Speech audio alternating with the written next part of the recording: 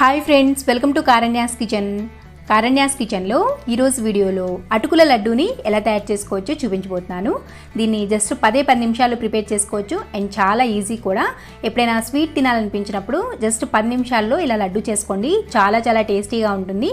And ఈ అటుకుల లడ్డూని ఎలా తయారు చేసుకోవచ్చో వీడియోలోకి వెళ్ళి చూసేయండి. అటుకుల లడ్డూని ప్రిపేర్ చేసుకోవడానికి ముందుగా స్టవ్ మీద ఇలా ఒక ప్యాన్ పెట్టుకుని అందులోకి 1.5 కప్పుల వరకు అటుకుల్ని వేసుకోండి.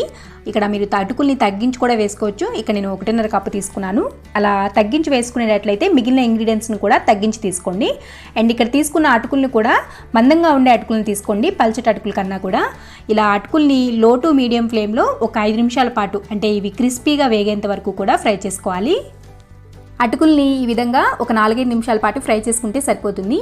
ఈ అటుకులు అనేవి వేగాయి అని తెలుసుకోవడానికి మీకు అటుకులు అనేవి లైట్గా కలర్ చేంజ్ అవుతాయి. అండ్ అంతేకాకుండా ఇలా చేత్తో పట్టుకుని నలిపారంటే ఈజీగా అటుకులు అనేవి విరిగిపోతాయి. ఇలా ఫ్రై చేసుకుంటే సరిపోతుంది.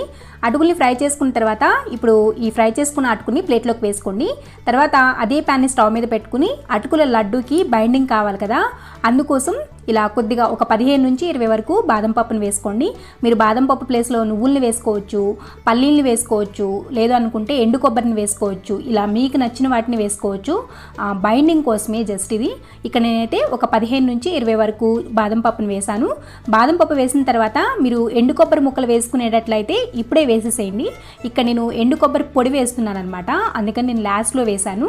అండ్ బాదం పప్పుని లో టు మీడియం ఫ్లేమ్లో ఒక 2 నిమిషాల పాటు ఫ్రై చేసుకుంటే సరిపోతుంది. ఇలా ఫ్రై చేసుకున్న తర్వాత ఇందులోకి ఒక 1/2 కప్పు వరకు ఎండు కొబ్బరి పొడిని వేసుకోండి.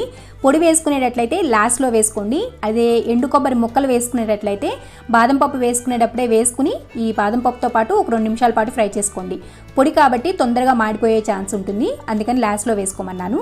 ఇలా ఎండు కొబ్బరి పొడిని వేసుకుని జస్ట్ 1 నిమిషం పాటు అలా కలుపుకున్నారంటే సరిపోతుంది, మాడిపోతుంది తొందరగా. అప్పుడు స్టవ్ ఆఫ్ చేసేసుకుని ఇప్పుడు వీటిని ఇందాక అటుకులు వేసుకున్న ప్లేట్లోకి వేసుకోండి. ఈ బాదం పప్పు అండ్ ఎండు కొబ్బరి పొడిని కూడా ఇలా వేసేసుకుని వీటిని పూర్తిగా చల్లారనివ్వాలి. ఇవి పూర్తిగా చల్లగా అయిపోయిన తర్వాత ఇప్పుడు ఒక మిక్సీ జార్ని తీసుకుని అందులోకి చల్లారి పెట్టుకున్న అటుకులు, బాదం పప్పు, ఈ కొబ్బరి, మీరు ముక్కలు వేసుకుంటే ముక్కలే ఏవైనా కానీ ఇలా అంతా కూడా మిక్సీ జార్లోకి వేసుకోండి.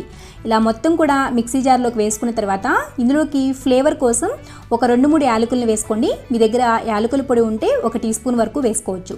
ఇలా యాలకుల పొడి వేసుకున్న తర్వాత మూత పెట్టుకుని దీన్ని మీరు కావాలనుకుంటే రవ్వగా గ్రైండ్ చేసుకోవచ్చు, లేదు అనుకుంటే మీరు మెత్తగా కూడా గ్రైండ్ చేసుకోవచ్చు. మీరు లడ్డు అనేది ఎలా తినాలనుకున్న కొంచెం రవ్వగా తగిలినా పర్వాలేదు అనుకుంటే రవ్వగా గ్రైండ్ చేసుకోండి, లేదు అనుకుంటే కొంచెం మెత్తగా గ్రైండ్ చేసుకోండి.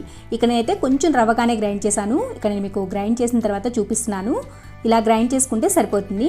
ఇలా గ్రైండ్ చేసుకున్న తర్వాత ఇప్పుడు ఇందులోకి ఇక్కడ తీసుకున్న 1.5 కప్పు అటుకులకి 1 కప్పు నుంచి 3/4 కప్పు వరకు, అంటే తగ్గించైనా కూడా వేసుకోవచ్చు. మీరు కొంచెం స్వీట్ తక్కువ తినేవాళ్ళైతే 3/4 కప్పు వరకు వేసుకోండి. ఇక్కడ నేనైతే 1 కప్పు ఫుల్గా వేయలేదు, కొంచెం తగ్గించి వేశాను.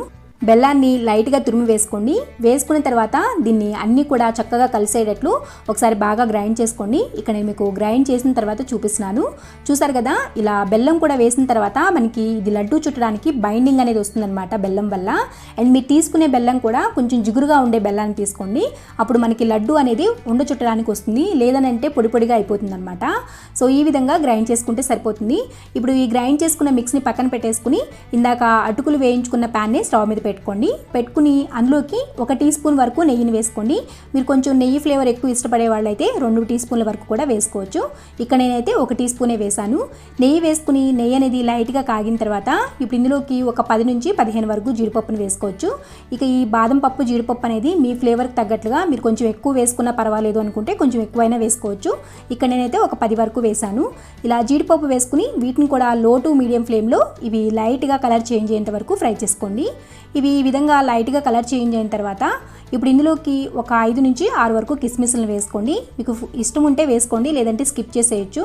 అండ్ కిస్మిస్ని చాలా ఈజీగా ఇంట్లోనే ప్రిపేర్ చేసుకోవచ్చు. నేను ఆల్రెడీ వీడియో చేశాను, చూడని వారు ఎవరైనా ఉంటే పైన కార్డ్స్లో ఇస్తాను అండ్ కింద డిస్క్రిప్షన్ బాక్స్లో లింక్ ఇస్తాను, ఒకసారి చూడండి.